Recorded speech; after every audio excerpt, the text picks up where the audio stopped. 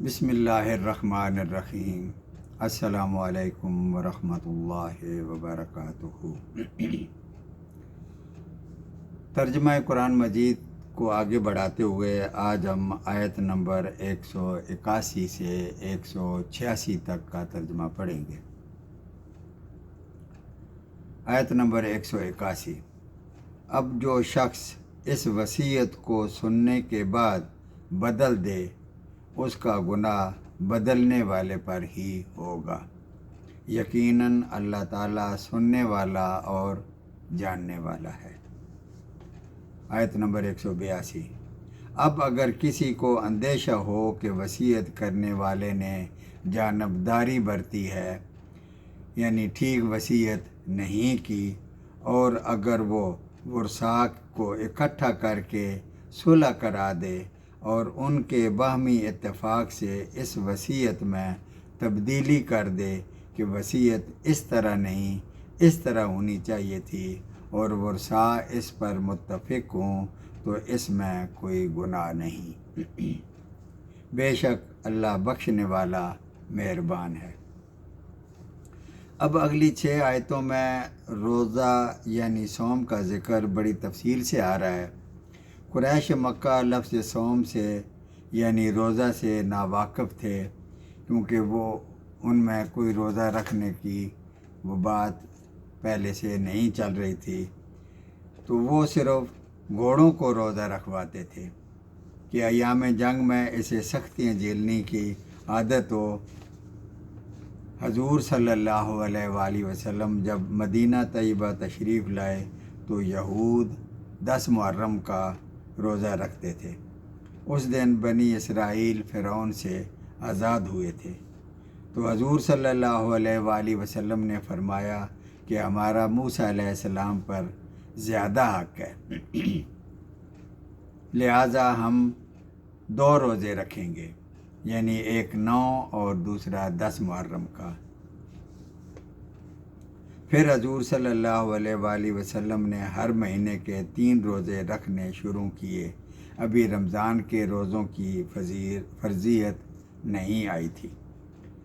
پہلی 2 آیتیں انہی 3 روزوں کے بارے میں ہیں۔ پھر جب رمضان کے روزوں کا حکم آ گیا تو یہ 3 روزے ختم ہو گئے۔ اب ترجمہ پر آتے ہیں۔ آیت نمبر 183۔ اے ایمان والو، تم پر روزہ رکھنا فرض کیا گیا ہے جس طرح تم سے پہلے لوگوں پر فرض کیے گئے تھے، تاکہ تم تقوی اختیار کرو۔ آیت نمبر 184۔ گنتی کے دن ہیں، لیکن تم میں سے جو شخص بیمار ہو یا سفر میں ہو تو وہ اور دنوں میں گنتی کو پورا کر لے۔ ان 3 روزوں میں اجازت تھی کہ اگر کوئی طاقت رکھتا ہے تو روزہ نہ رکھے تو ایک مسکین کو کھانا کھلا دے، یا زیادہ نیکی کمانا چاہتا ہے تو دونوں کام کر لے، روزہ بھی رکھ لے اور فدیہ بھی دے دے، لیکن تمہارے حق میں روزہ رکھنا ہی بہتر ہے اگر تم علم رکھتے ہو۔